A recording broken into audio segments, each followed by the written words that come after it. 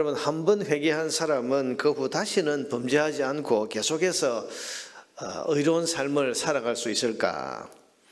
이 질문에 대한 답이 예, 그렇습니다 라고 할 수 있으면 얼마나 좋겠습니까만은, 아시다시피 우리는 죄인이고 또 완악한 본성을 가졌습니다. 그래서 한 번 간절히 회개하고 죄를 뉘우쳤다고 하더라도 또 얼마 지나지 않으면 다시 범죄하고 교만해지는 것을 종종 보게 되고, 또 우리 자신에게서도 그것을 발견하게 됩니다. 우리가 주일 예배 시간마다 회개 기도를 드립니다만은, 주일 예배 시간마다 이 회개의 기도가 계속된다는 것은 그만큼 우리의 본성과 죄인됨이 완악하고 모질다는 그런 뜻이기도 합니다.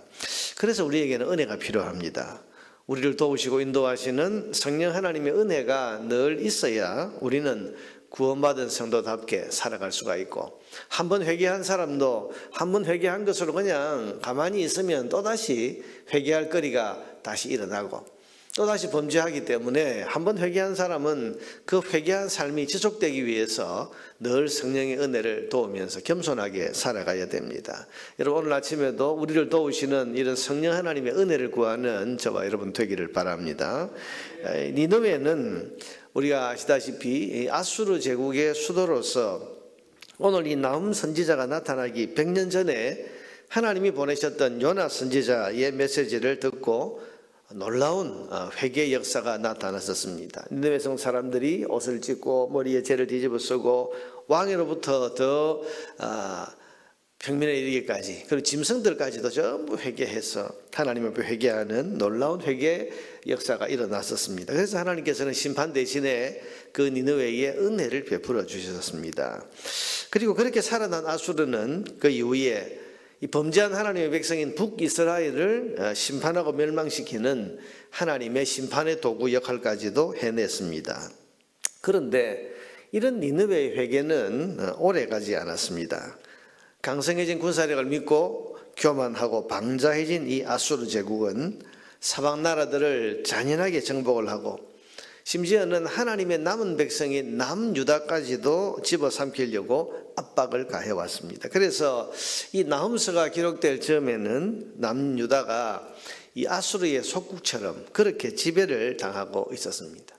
이 아수르 제국은 우리가 순서대로 보면 먼저 하나님께서 요나를 통해서 경고를 주셨을 때 회개하고, 회개한 이후에 이제 북이스라엘을 멸망시킵니다. 722년. 그리고는 이제 세월이 지났는데, 그 세월이 지난 다음에 아수르가 다시 이 니느웨 아수르가 교만해져서 방자해지고, 그래서 사방의 적들을 다, 사방에 있는 나라들을 잔인하게 정복한 가운데 남유다까지도 집어삼키려고 하는 이런 형국에 지금 나훔서가 기록이 된 것입니다. 그런데 여러분, 이런 상황에서 이 아수르 제국이 하나님을 두려워하고 공경하겠습니까? 그렇지 않았습니다. 자기들이 멸망시킨 북이스라엘의 하나님 여호와, 두려울 게 있겠습니까? 또 지금도 자기들의 발 아래 놓여 있는 이 남유다의 신인 여호와 하나님, 그렇게 생각하니까 얼마나 무시하고 하나님에 대해서 방자하게 행했겠습니까? 거기다가 하나님께서 허락하시지 않은 남은 하나님 백성인 이 남유다의 멸망까지 지금 시도하고 있는 겁니다. 그러니 이런 아수르를 하나님께서 그냥 두시겠습니까? 그래서 오늘 이 나훔 선지자에게 이 방자해진 니느웨에 대한 심판, 곧 아수르 제국을 심판하시겠다는 경고를 주신 것이 이 나훔서입니다. 오늘 이 2장에서는 바로 그 니느웨에 아수르보다 더 강력한 군대가 쳐들어와서 짓밟고 정복하게 될 것을 마치 그 장면을 미리 본 것처럼 생생하게 기록을 하고 있습니다. 여러분, 1절과 2절을 보면 파괴하는 자가 너를 치러 올라왔나니, 니느웨를 향해서 니느웨에 더 파괴하는 자, 너희보다 더 강력한 군대가 너를 치러 올라왔나니 너는 산성을 지키며 길을 파수하며 내 허리를 견고히 묶고 내 힘을 크게 굳게 할지어다. 무슨 말입니까? 너 그렇게 최대한 너 힘을 다해서 한번 막아봐라. 막을 수 있겠는가? 그런 말이죠. 2절에 보니까 여호와께서 야곱의 영광을 회복하시되 이스라엘의 영광 같게 하시나니 이는 약탈자들이 약탈하였고 또 그들의 포도나무 가지를 없이 하였습니다. 하나님께서 명하지 않은 그 남유다의 멸망까지도 지금 시도하고 있는 이 완악하고 방자한 이 니느웨에 대해서 하나님께서 더 큰 군대를 보내서 너희들을 짓밟게 할 거다. 그렇게 지금 말합니다. 3절과 4절은 그 정복하러 온 군대의 모습을 묘사하고 있습니다. 그의 용사들의 방패는 붉고, 이 군대가 모습을 봤더니 붉고, 붉다는 말은 뭡니까? 이게 피를 상징하는 거겠죠. 그래서 붉고, 그의 무사들의 옷도 붉으며 그 항오를 벌이는 날에 병거의 쇠가 번쩍이고 노송나무 창이 요동하는도다. 그 병거는 미친 듯이 거리를 달리며, 니느웨 시내를 미친 듯이 그 병거가 달리면서 대로에서 이리저리 빨리 달리니 그 모양이 횃불 같고 빠르기가 번개가 또다. 정복하러 온 군대의 모습이 이러하다는 겁니다. 5절 이하에서는 니느웨 왕궁, 특별히 그 안에 있는 왕후를 비롯한 귀족들이 비참하게 포로가 되어서 끌려가는 장면이 묘사되어 있습니다. 5절에 보니까 그가 그의 존귀한 자들을 생각해내니 그들이 엎드러질 듯이 달려서 급히 성에 이르러 막을 것을 준비하도다. 그러나 강들의 수문이 열리며 왕궁이 소멸됩니다. 정한 대로 왕후가 벌거벗은 몸으로 끌려가니 그 모든 시녀들이 가슴을 치며 비둘기같이 슬피 웃는도다. 그 참 강력했던 아수르 제국의 왕의 왕후가 벌거벗은 몸으로 끌려가는 이런 비참한 일이 일어나게 될 것이다. 니느웨 성에. 8절에 보니까 니느웨는 예로부터 물이 모인 목 같더니 이제 모두 도망하니 서라 하나 돌아보는 자가 다 도망을 가는데 좀 서라 해도 돌아보는 자가 없을 정도로 지금 사방으로 흩어진다. 9절에 보니까 은을 노력하라, 금을 노력하라, 저축한 것이 무한하고 아름다운 기구가 이 니느웨에서 이제 노력하는 정복군 군대가 여기에 금은 보화가 많으니 전부 노략질을 해라. 그러니까 지금 사방이 약탈당하는 이런 장면이. 10절에 니느웨가 공허하겠고 황폐하였도다. 주민이 낙담하여 그 무릎이 서로 부딪히며 모든 허리가 아프게 되며 모든 낯이 빛을 잃도다. 이어지는 11절부터는 그렇게 하루아침에 비참하게 된 니느웨를 조롱하는 노래입니다. 11절에 보니까 이제 사자의 굴이 어디냐. 아수르는 이 사자를 자기들의 상징으로 삼았는데요, 이 사자의 굴과 같던 이 무서웠던 그 니느웨가 어디 갔냐. 젊은 사자가 먹을 곳이 어디냐. 전에는 수사자 암사자가 그 새끼 사자와 함께 거기서 다니되 그것들을 두렵게 할 자가 없었으며 수사자가 그 새끼를 위하여 먹이를 충분히 짓고. 여러분, 이 아수르는 정복국가였습니다. 그러니까 사자가 짐승을 사냥해 와서 새끼를 위해서 막 찢어서 뜯어서 이렇게 먹인 것처럼 그렇게 정복한 나라의 여러 정복 그 탈취물들을 가지고 와서 나누는 그런 곳이었는데, 12절에 그의 암사자를 위하여 움켜 사냥한 것으로 그 굴을 채웠고 찢은 것으로 그 구멍을 채웠었도다. 여기 이 사자굴과 같던 이 니느웨가 다른 정복한 나라들로부터 가져온 것으로 가득 찼는데 그게 다 어디 갔냐. 철저히 망한 모습을 보여주고 있습니다. 그리고 13절이 마지막으로 결론인데, 이렇게 된 것이 우연한 것이 아니고 하나님의 심판이다. 하나님이 심판하셨기 때문이다. 그렇게 말하고 있습니다. 13절 보세요. 만군의 여호와의 말씀에 내가 네 대적이 되어, 이렇게 된 것은 내가 너의 대적이 되었기 때문이다. 네 병거들을 불살라 연기가 되게 하고 네 젊은 사자들을 칼로 멸할 것이며 내가 또 네 노력한 것을 땅에서 끊으리니 네 파견자의 목소리가 다시는 들리지 아니. 여러분, 아수르의 군대가 세계를 정복하고 있으니까 아수르에서 보내었던 그런 파견자들이 곳곳에 있었는데 소리도 들리지 않는다. 아수르가 완전하게 망하게 될 것이다. 마치 여러분 그림처럼 미리 이 장면을 본 것처럼 하나님께서 나홈을 통해서 지금 이 니느웨에 처참하게 멸망하는 그 장면을 지금 보여주고 계시는 것입니다. 너희가 이렇게 될 것이다.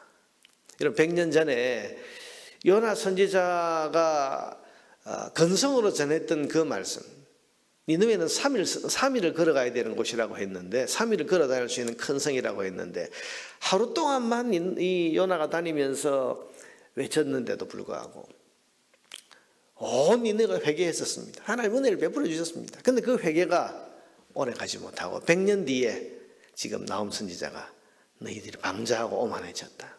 100년 전에 요나의 메시지를 듣고 회개하던 그 니느웨, 이제 너희가 이렇게 오만하고 방자해졌으니 내가 심판하겠다. 그래서 니느웨 멸망시키겠다. 하나님의 이 말씀대로, 그리고 이 나홈서의 예언대로 아수르는, 니느웨는 바벨론에 의해서 비참하게 멸망당하고 흔적도 없이 사라지게 됐습니다. 이게 뭐냐? 니느웨 이 아수르의 군대가 약해서 그러냐? 그게 아니라 하나님의 심판이다. 하나님의 심판이다. 여러분 미리 말씀하셨기 때문에 나중에 역사 가운데 이것이 이루어졌을 때 하나님이 심판하신다더니 정말 생각해 보세요. 여러분 이때는요, 지금 나홈서가 기록될 이때는 아수르가 정말 강성할 때입니다. 망해가고 기울어져가는 나라를 보면서 너희 망할 거다 그렇게 예언한 게 아니고, 정말 아수르가 기세등등하고 세계에 참 저렇게 강한 나라가 또 있나 싶을 정도로 사방의 모든 적들을 다 정복하던 강한 때였는데, 그때 하나님께서 나홈서를 통해서 망한다, 내가 심판한다. 근데 이 아수르 제국은요 갑자기 망합니다. 이게 그 강성한 나라가 100년쯤 지속되는데 갑자기 망합니다. 왜 그 강성한 나라가 갑자기 망하냐? 역사가들은 여러 가지 이유를 찾지만 우리 나홈서를 통해서 회개가 계속 지속되지 못하고 교만하고 방자해진 아수르, 니느웨 하나님께서 심판하셨다. 그렇게 우리는 이 나홈서를 통해서 이런 하나님의 음성을 또 말씀을 들을 수 있는 겁니다. 자, 여러분 이 말씀은 우리에게 어떤 교훈을 줍니까? 첫째는 회개를 통해 은혜를 받았으면 그 회개한 삶이 계속 지속되어야 한다는 사실을 우리에게 가르쳐 줍니다. 여러분 요나의 메시지를 듣고 회개해서 은혜를 입었다면 그 회개한 마음과 그 회개한 삶을 그대로 지속하며 살았어야 됩니다. 그런데 그들이 그 이후에 평안해지고 번성해지고 강력해지니까 교만하고 방자해져서 회개했을 때 그 마음과 특별히 은혜를 주신 하나님을 잊어버렸다는 말이에요. 그 결과 다시 심판의 자리로 되돌아와 버린 것입니다. 여러분 회개는 한 번 하고 끝나버리는 것이 아닙니다. 하나의 이벤트가 아니라 말입니다. 진정한 회개는 회개 이후에 계속 이어지는 삶이 진정한 회개입니다. 정말 회개한 사람, 그 회개가 정말 진정한 회개라고 할 수 있는 사람은 회개했을 때, 그리고 하나님께서 은혜를 주셨을 때 그 회개했던 그 마음과 그 삶을 그대로 이어서, 그래서 이런 회개란 말이 이게 우리가 유턴하는 그 차가 앞으로 가다가 유턴해서 뒤로 거꾸로 180도 뒤로 돌아가잖아요. 그게 회개라는 단어입니다.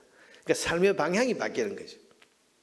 그러니까 한 번 회개하고 회개했다 끝나는 것이 아니고 삶의 방향 자체가 바뀌어서 이제 하나님을 향한 삶으로 바뀌는 것이 회개라는 단어인데 지속되어야 됩니다. 여러분은 회개한 이후에 계속 그 회개가 이어지는 삶을 살고 있습니까? 아니면 순간의 회개로 끝나버렸습니까? 회개가 지속되는 삶을 살아갈 수 있기를 바랍니다. 그러기 위해서는 성령 하나님의 도우심이 필요합니다. 늘 성령의 목소리에 순종하고 그 성령 하나님의 인도하심에 민감하게 반응하고 순종하는 삶을 살아야 됩니다. 그래서 회개가 계속 지속되어서 진정한 회개의 열매를 맺을 수 있게 되기를 바랍니다.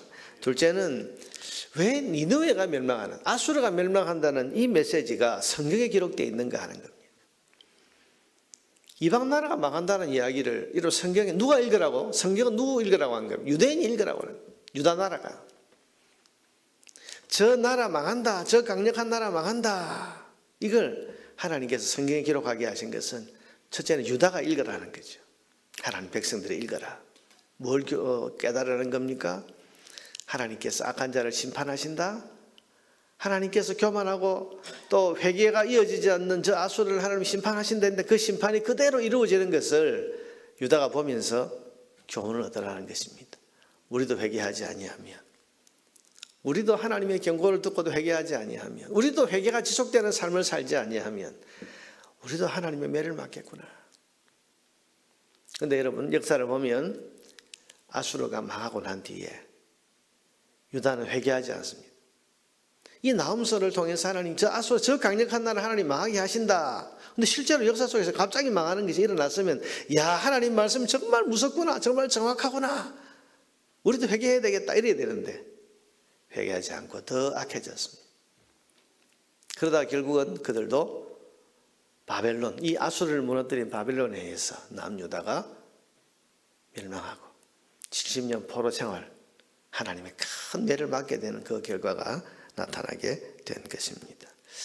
여러분 오늘 이 말씀을 보면 하나님의 하나님 앞에 회개가 지속되지 않는 그 삶을 살 때 하나님 매를 드신다면 회개하고 또 범죄하고 회개하고 또 범죄하고 그런데 이 범죄가 계속 이제는 회개로 이어지지 않고 나아간다면 니느웨가 망한 것처럼 우리도 매 맞을 수 있다. 하나님의 징계와 심판이 있을 수 있다. 그래서 예수님 그러셨죠. 실로암 망대에서 죽은 사람들이 너희보다 죄가 많아서 그런 것이 아니다 하면서 너희도 회개하지 아니하면 다 이와 같이 망하리라. 그 메시지가 오늘 우리에게 주시는 말씀입니다. 오늘 이 아침에 내가 지금 회개할 것이 무엇인지 회개한 이후로 지속되지 못한 그런 내 삶이 무엇인지 또다시 하나님 앞에 범죄하고 있는 것이 혹 있는 것이 있는지 회개한 대로 살지 못한 것이 있다면 이 아침에 우리가 이 말씀을 듣고 하나님 앞에 우리 자신을 돌아보고 회개하면서 회개가 지속되는 그래서 회개의 진정한 열매를 맺을 수 있는 그런 우리 모두가 될 수 있기를 주님의 이름으로 축원합니다.